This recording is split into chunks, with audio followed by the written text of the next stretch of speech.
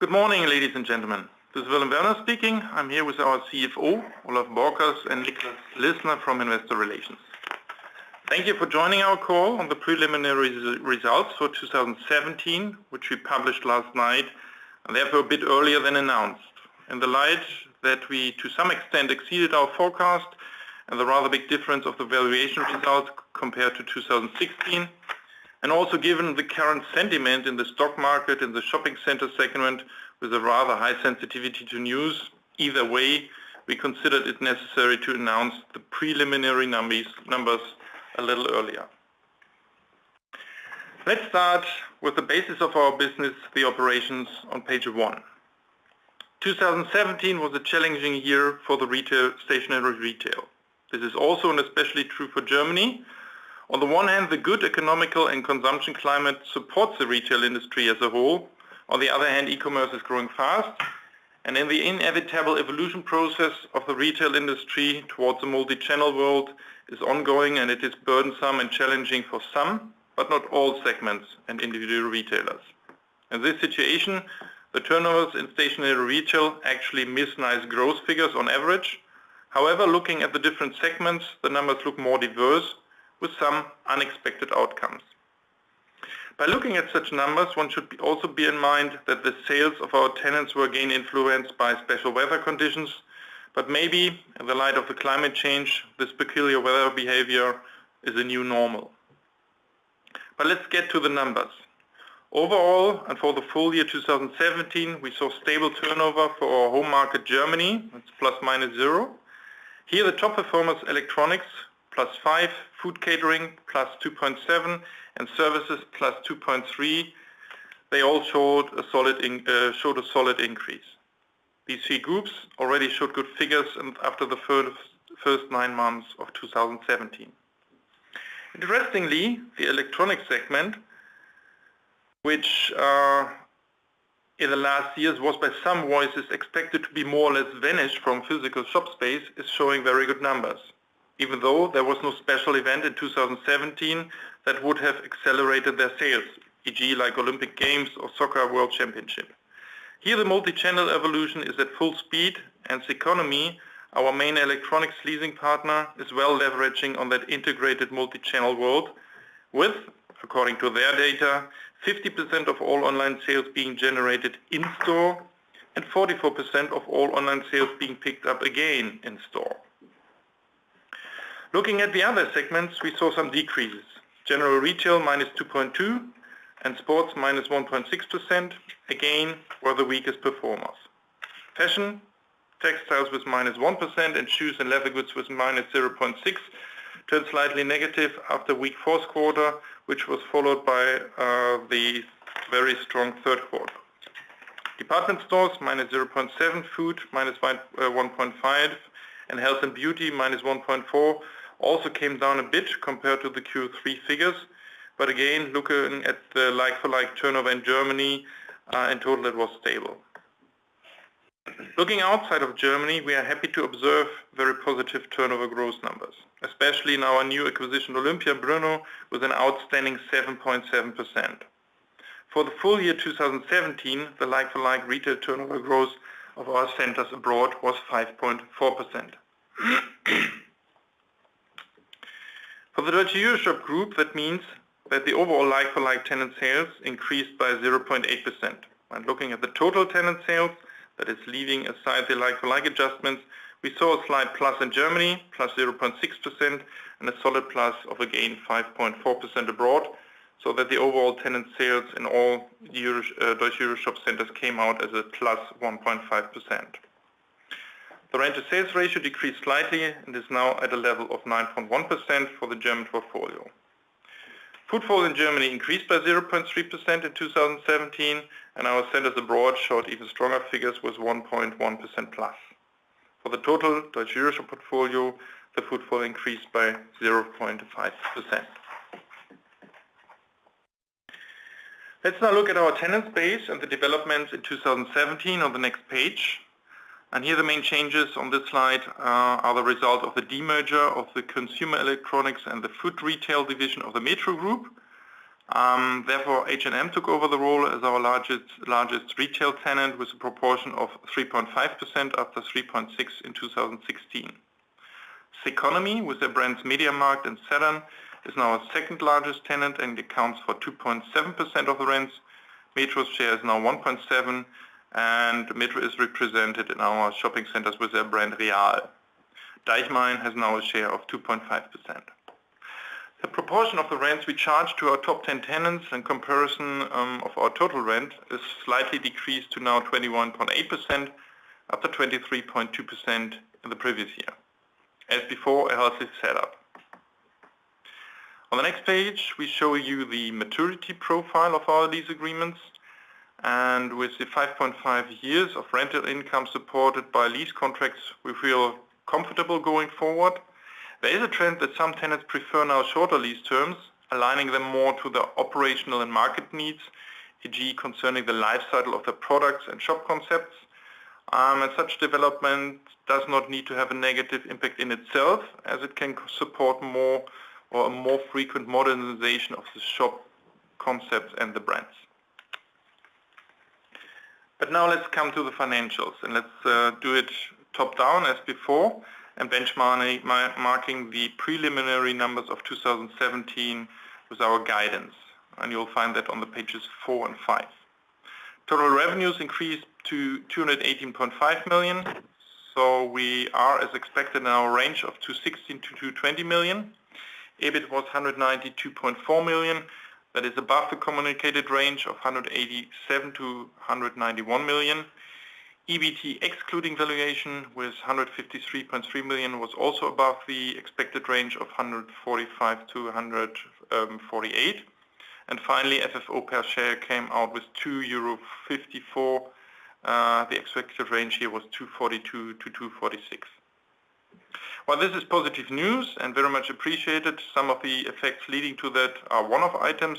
Without those effects, we would also outperform our guidance ranges slightly, however not to the extent just outlined to you.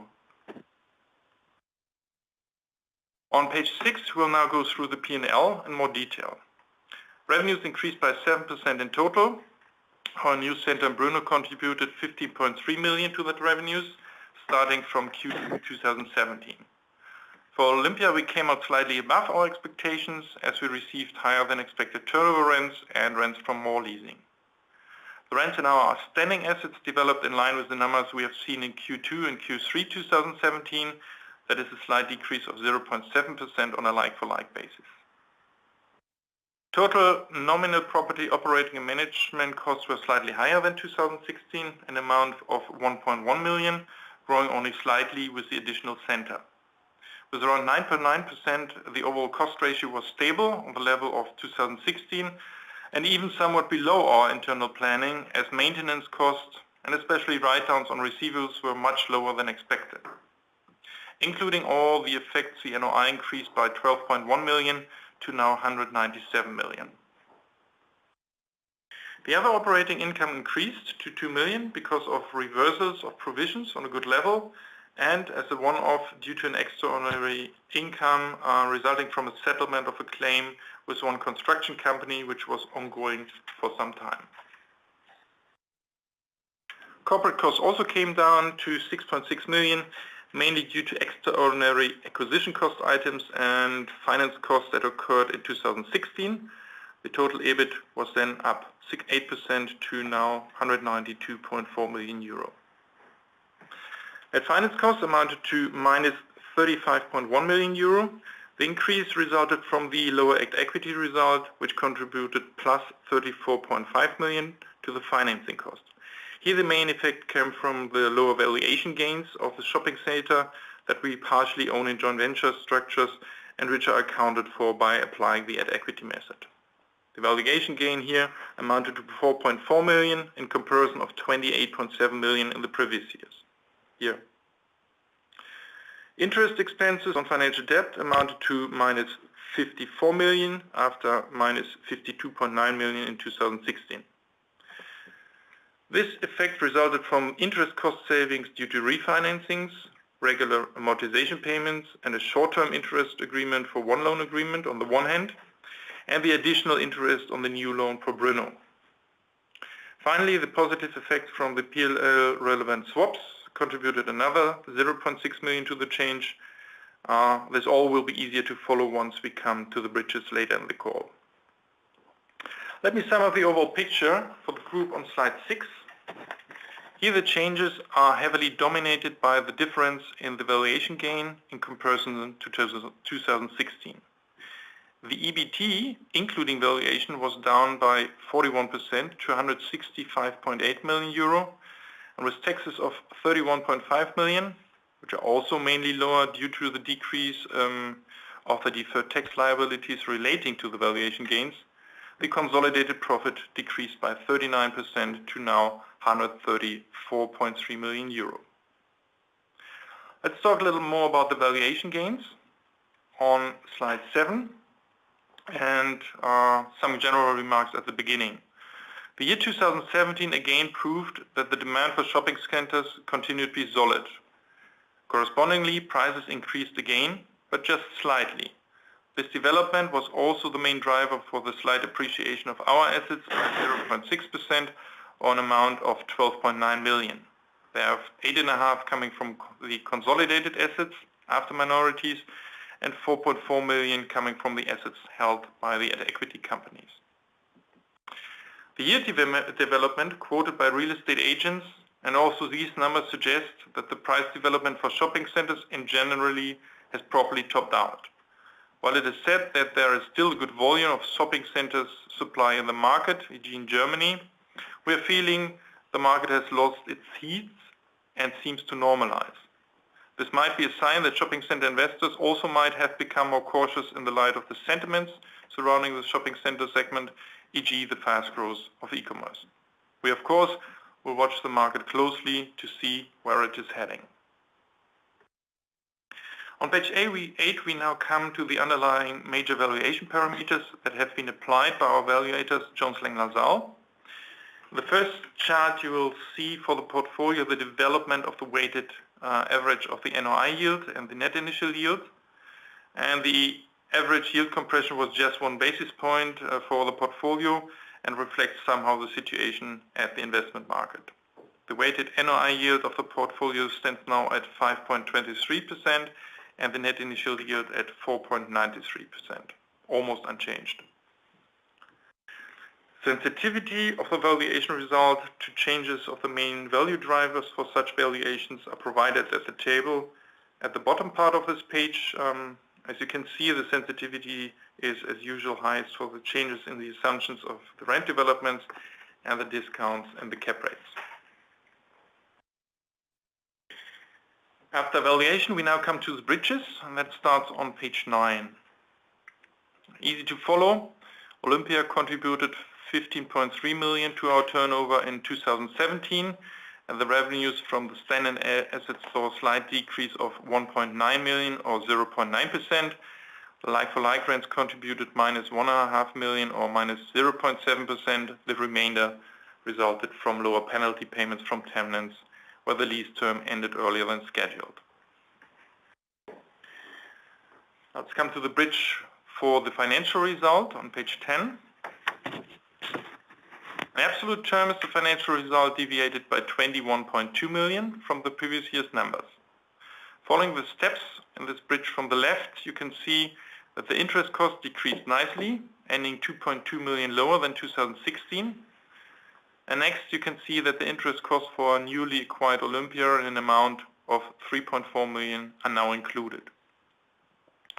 On the other hand, the operational result from the equities increased.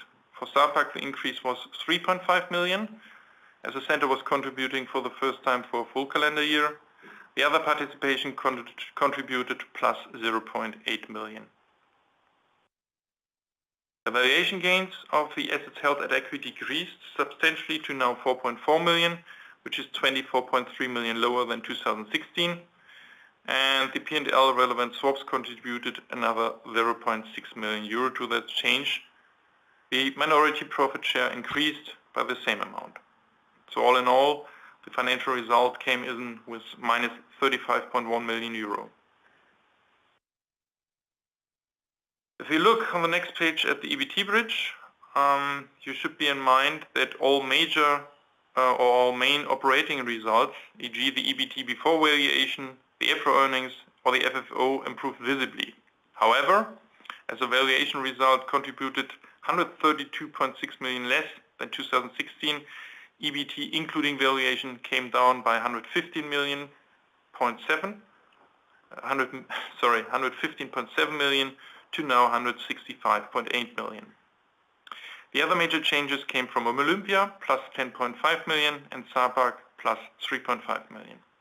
The remainder resulted from the increase of the operating profits of the standing assets by 4.2 million. And finally, let's now come to the profit bridge on page 12. This again looks similar to the EBT bridge with a very dominating effect from the valuation. Here the individual changes can be commented as follows. Olympia contributed 9.1 million, the Zapag Center again 3.5 million. The profits of operations of the standing assets improved by 3.9 million, whereas the valuation result after tax was 103.4 million lower than last year. All these effects resulting in the total profits, as stated before, was 134.3 million euro. What does it mean for our EPRA earnings? We show this effect on page 13. With a total amount of EPRA earnings of 141.3 million and an increased time-weighted number of shares of now 58.2 million and year 2017, the undiluted EPS was €2.42, and this is an increase of 13 cents or 5.7%. For the FFO numbers, please follow me to page 14. Our FFO for 2017 was 148.1 million, which is 18.2 million higher than last year. On a per share basis, the FFO grew from €2.42 to now €2.54, which is a plus of 5.4%. And here we mainly see the positive effects from the lower operational and the lower financing costs, as well as from our new center Olympia. Now let's come to the balance sheet, page 15. The major effects comparing 2017 with 2016 come again from the acquisition of Olympia, which led to an increase in the investment properties by 374 and to a goodwill of 53.7 million euro. Such goodwill had to be created with the consolidation of that center in respect of deferred tax liabilities resulting from unrealized valuation gains. Such goodwill will not be realized holding the asset long term. The positive operational and valuation results of the equities led to an increase or an additional increase of the long-term assets by 11.4 million euro, and the current assets also increased by 44.2 million, mainly driven by a higher liquidity, which now stands at 106.6 million euro. The group entity grew by 321 million euro. The main driver for that change here was, of course, a capital increase in March 2017, which we used to finance the acquisition in the Czech Republic, and the conversion of the convertible bond in November in an amount of 99.4 million euro. Financial liabilities in total were higher by 101.1 million euro. On the one hand, the financial liabilities increased through the assumption of the existing financing of Olympia in an amount of 165 million and the take-up of a new loan of 130 million to further refinance the acquisition of Olympia and Zapag. On the other hand, financial liabilities were reduced through the conversion of the convertible, regular loan amortizations, and the repayment of our credit line by 80 million. The deferred tax liabilities increased by 80.4 million euro, also mainly in connection with the unrealized valuation gain for the Olympia acquisition, and other liabilities were 3.1 million lower. The major effect here was a reduction of the negative market values for the interest swaps. Looking at the overall picture, our balance sheet presents itself again stronger. Our equity ratio improved nicely by 1 percentage point to now 55.6%, including minorities. And our total, our LTV came down from 34.2% to 32.4% on a consolidated basis. On a look-through basis, that is the LTV calculated fully proportionally according to the group share in all assets, independent whether they are consolidated or held at equity, the LTV now stands at 34.5%, also a very reasonable number. Coming to our EPRA NAV, which is presented on pages 16 and 17. The year-end 2017 EPRA NAV per share now stands nearly unchanged at 43.19 after 43.24 year-end 2016. On the next page, this is page 18, we give you some more information of our debt. Our consolidated debt, of our consolidated debt of some 750 million become due in the next 5 years. We still see potential for some reductions in our interest costs over the next years. And here the legacy findings are the main reason for looking at today's level, still high average interest rate of 2.89%. The average interest rate already came down significantly from 2016, where we stated still 3.7%. Given the current interest rate level and quotations from bank, we can refinance our debt around 1.75% per annum at the moment in Germany, and in CEE around 25 to 50 basis points above that number. On the next page you will find a more detailed maturity profile and the corresponding interest rates of the debt.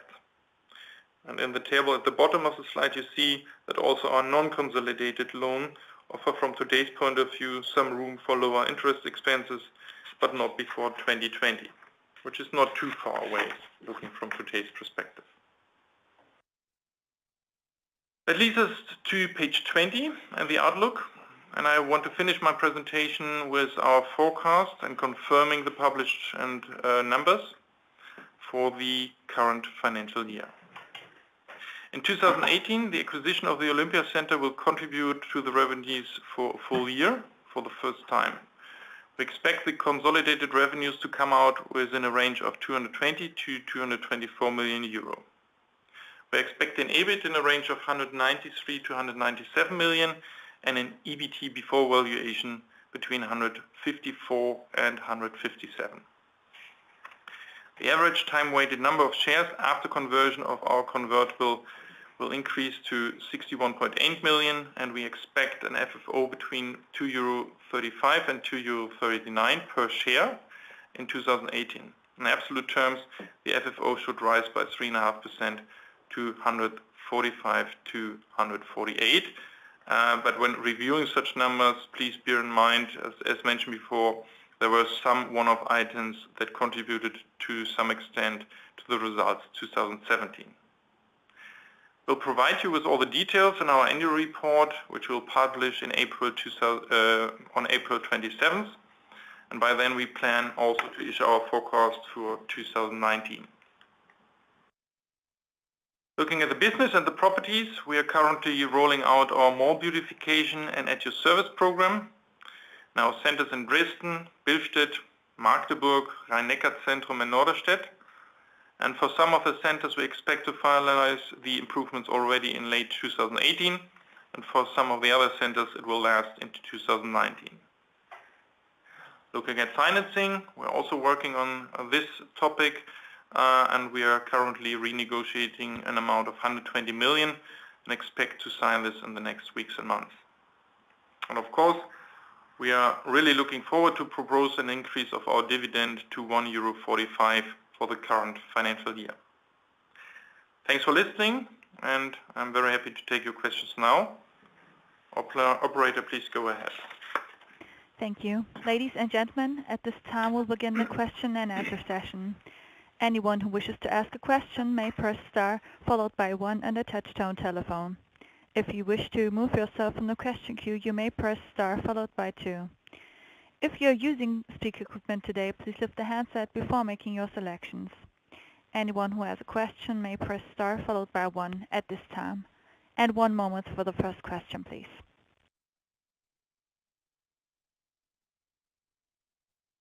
The first question comes from the line of Thomas Neuhold of Kepler Cheuvreux. Please go ahead. Yes, good morning. Thank you for taking my questions. I basically have three questions. Firstly, can you please elaborate in more detail on the nature of the one-offs which impacted 2017 results and what the total amount of the one-offs was? And secondly, I wanted to ask regarding the revaluation result, which portion is attributable to the Olympia Center in Brno? And the last question is on the guidance. Is the guidance including already potential financing cost savings from the upcoming refinancing of 120 million? And can you give us an indication how much cash interest costs you expect to save by the refinancing of this 120 million? Thank you. Yeah, thank you for the question. Looking at the one-offs, as we call them, I mean, the total amount is anything between 3.5 million, but there is no legal definition, of course, for the one-offs. But to give you more feeling about the nature, maybe let me start with the write-offs on rent income that we have. It's this year at a really extremely low level, and given the market situation that we have, which is rather competitive, we are not really worried about, but we were positively surprised that it's really for normal times at the lower end. So that is one contribution. Another one is that maintenance repair, which we carefully plan, but of course you cannot do it, or it's very difficult to do it absolutely precise. But even there we are in a range which for a normal year at a rather lower end. And if you add another 500,000, for example, that was a settlement with the constructor. If you add up all those effects, this is nothing that you would going forward consider to be normalized. So that's some extra effects. Then another big effect came from, and we have elaborated on that before, we appreciated the very low interest for our Gdansk center as we employed just a short-term loan while refinancing that property, and as we just closed the financing end of the year, but plan to do it, to have it closed earlier in the year already. There's not a negative news, but we just took the time to negotiate a very good deal. But this contributed another 1.1 million surrounding that and the question. And then in relation to that refinancing, we got a very, or let's say a visible FX loss, which is no real loss. It's just from the tax accounting point of view, a tax loss, which we appreciate some nice tax savings out of that. That was another 1 million. So if you sum all those effects up, and again, this is not a legal definition, but we feel that probably 3.5 million is probably considered to be special and not just to be multiplied into the next years. Nevertheless, these effects are real. Yeah, so we earn that money. Or it improves the profits. But for the planning, if you compare that to the going forward, you should have that just in mind. Revaluation Olympia, Olympia was on the same level as we have bought it just 9 months before the end of the year date. So there was no big appreciation on that end, or no depreciation. It's the same value. Yeah. The last question regarding the guidance for the financing. Yes, there is a refinancing included, the refinancing for our Rhein-Neckar Zentrum, 110 million euros, plus 10 million euros for the capex needed for the Rhein-Neckar Zentrum. That is the amount of 120 million euros, which was named by Wilhelm Wellner. Our indication, our forecast includes an interest rate of 3%, but in fact, indication today is around 1.75%, and we believe that we can sign the loan agreement within the next weeks. Okay, very clear. Thank you.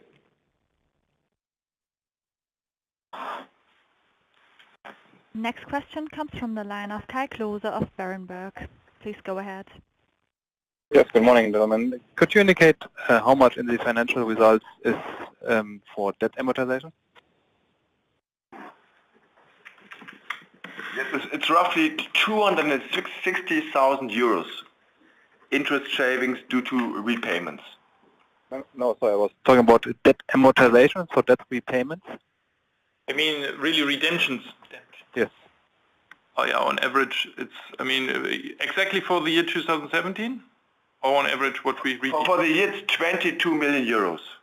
For the fiscal year 2017, 22. All right. Thank you.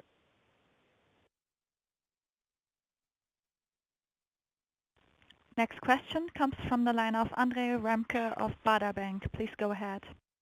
Yeah, good morning. Mr. Wellner, you mentioned the trend to shorter lease terms, probably also triggering or the potential to go earlier into modernization. What does it mean for your increase in, or is there a potential increase in expenses than to be expected?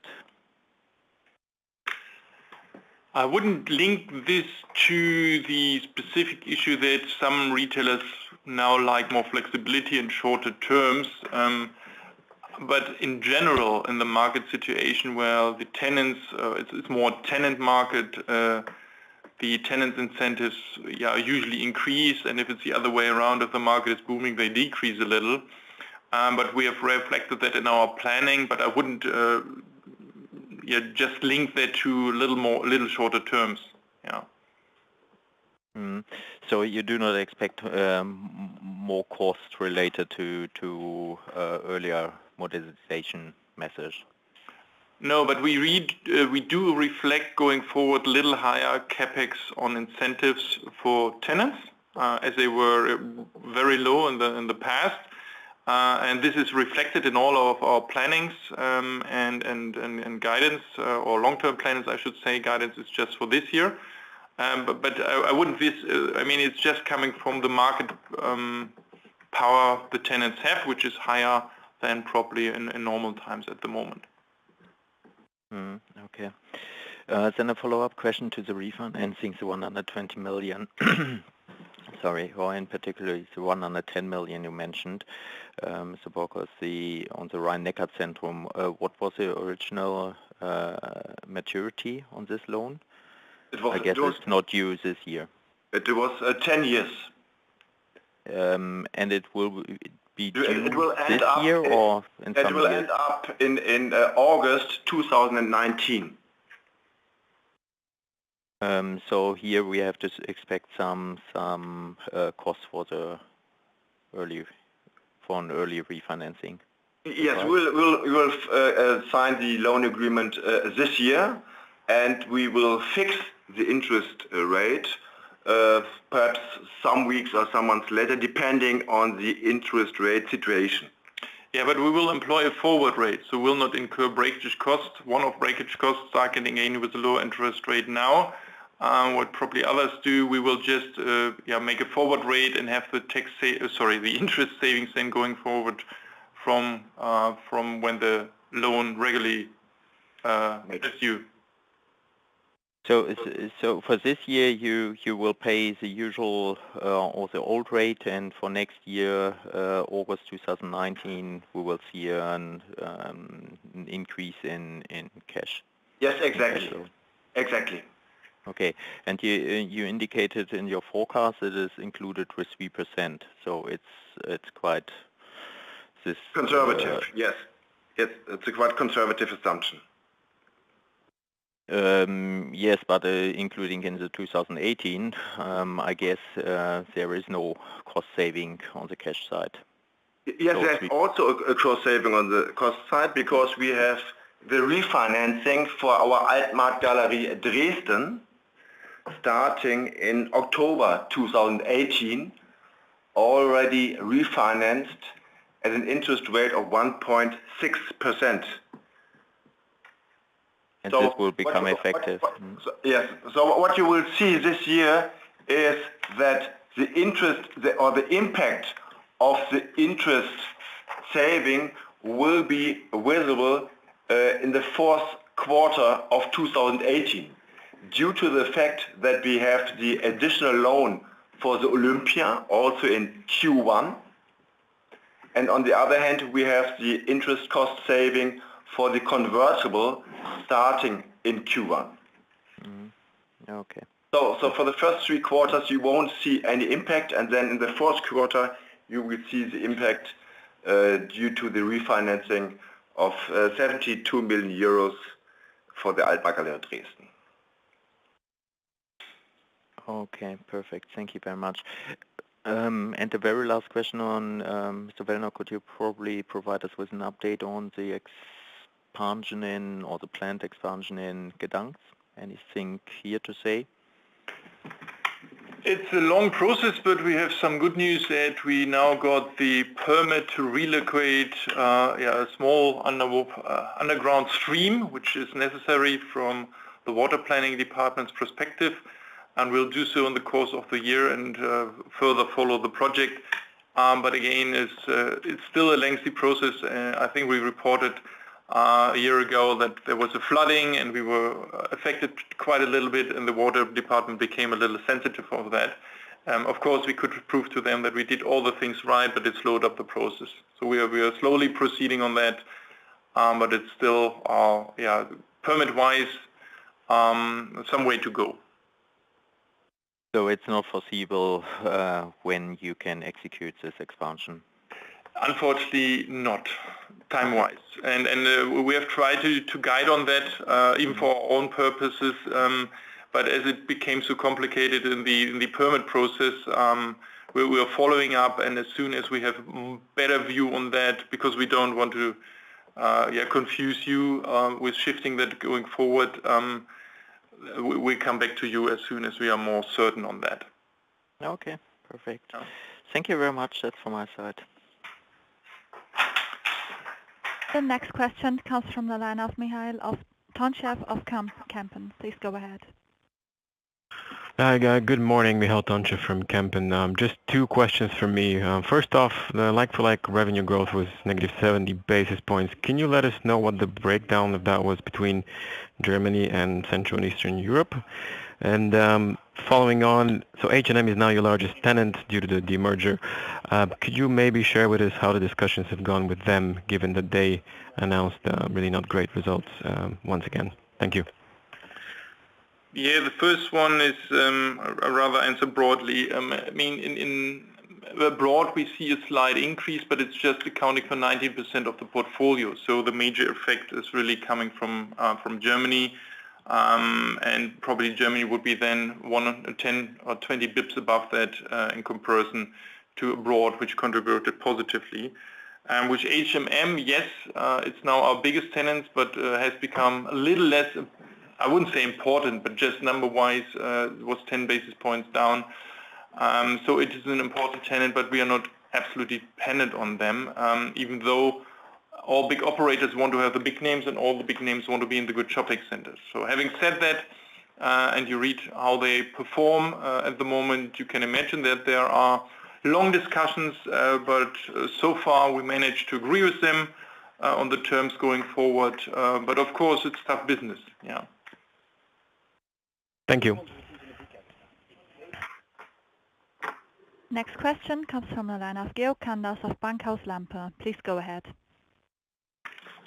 You had only a few valuation gains, but obviously there are then some centers where there are devaluations and others where there are higher valuations. Could you please mention the one at the top and at the end of the list? Yeah, maybe start with the top end. That was our center in Gdansk, which is really performing nicely, looking at the turnovers and at the income. And we own it long term, and we have a very good feeling about that. But the valuators came up with around a little more than plus 5%. And if you go to the lower end, it was our center in Wuppertal. Here there are some special reasons, and we can't do anything about it at the moment because there's a big factory center being built in front of that building, or it's planned, put it one way. And the central place in Wuppertal was and still is a construction site, as they put the full street running between the railway station and our shopping center underground. So additionally, a Primark is opening next door. Presumably they just shifted that to end of this year was expected to open. So there's a lot of things going on. It looks more from the outside like a construction site, and there was some pressure on the rents coming also from that end as frequency were lower. So these are some special effects influencing the valuation there. So it was minus 4.5%. Yeah, thank you very much. That was basically the range. Yeah. Next question comes from the line of Jochen Schmidt of Bankhaus Metzler. Please go ahead. Thank you. Good morning. Just one question on like-for-like rent development. The like-for-like rent decline which you reported has been drifting down throughout the year. Could you maybe comment a bit further on that, and what's your expectation for 2018? That's my question.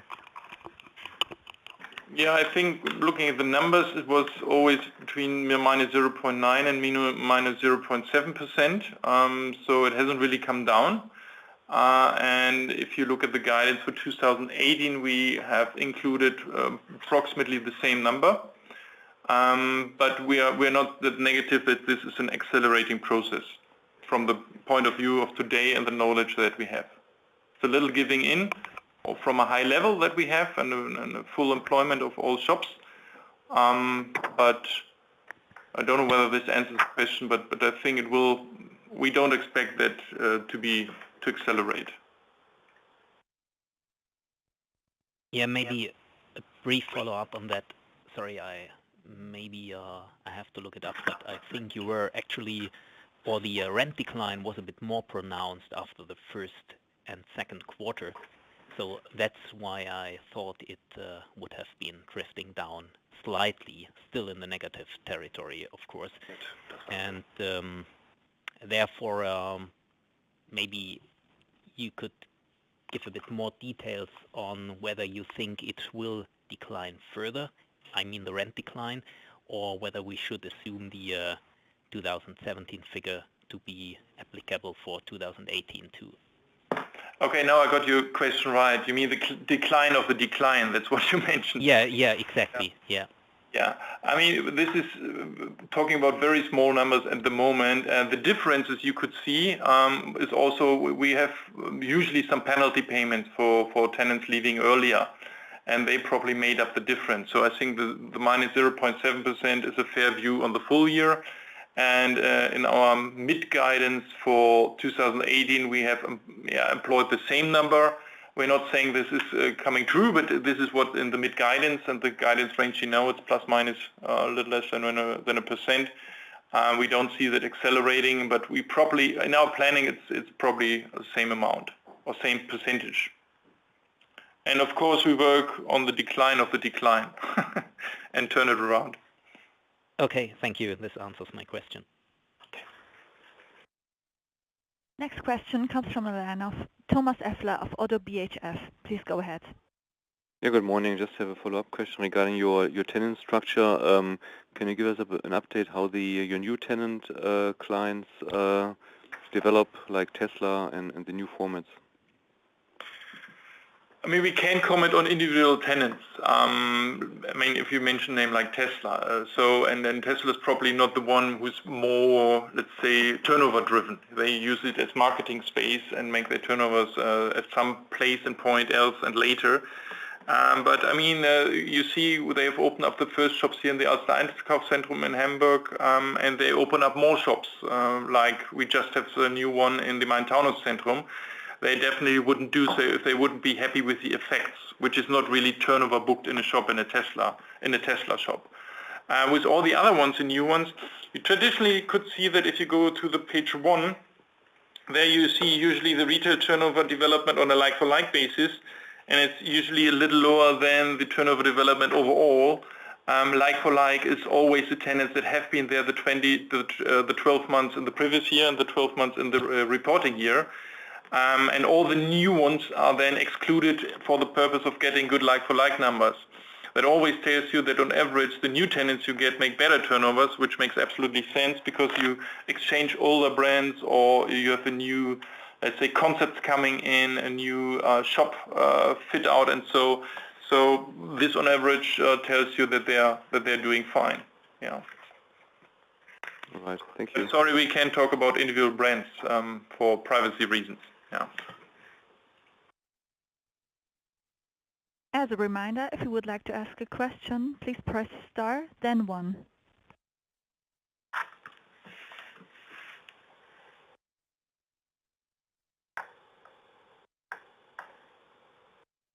And there are no further questions. Okay, then we would say thank you from the side of Deutsche EuroShop. And yeah, then we would close the call.